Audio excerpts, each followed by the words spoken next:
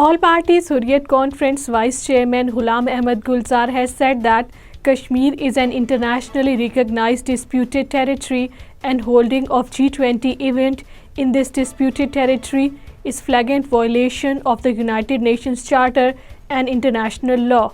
Ghulam Ahmad Gulzar, in a statement issued in Srinagar, said it is a deep-rooted conspiracy to mislead the world community about the real situation of occupied Kashmir.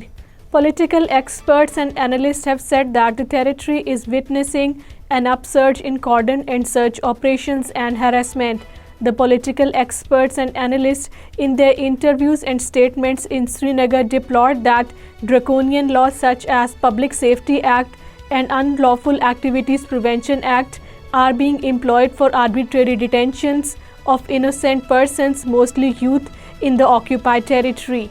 Chairperson of India's National Commission for Women, Rekha Sharma, has said that human trafficking increased by 15.56% in the occupied Kashmir last year as compared to 2021 to 2022 financial year, but it is just the tip of an iceberg.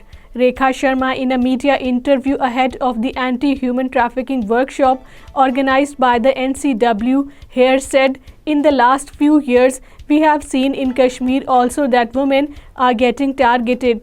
The National Crime Records Bureau data shows that it has increased to 15.56% last year as compared to 2021 to 2022, and this is just the tip of the iceberg because the data does not give the true picture."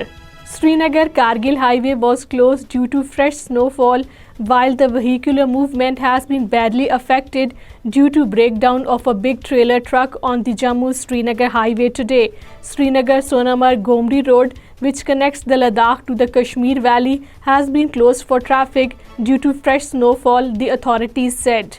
A prayer meeting was held by the All Parties Hurriyat Conference Azad Jammu and Kashmir chapter at its office in Islamabad today, with its convener Mahmood Ahmad Sagar in the chair. The participants of the meeting expressed deep grief and sorrow over the death of the sister of Hurriyat leader Muhammad Azam Inqalabi. Prime Minister Shehbaz Sharif has condemned the grave human rights violations by the Indian troops in occupied Kashmir.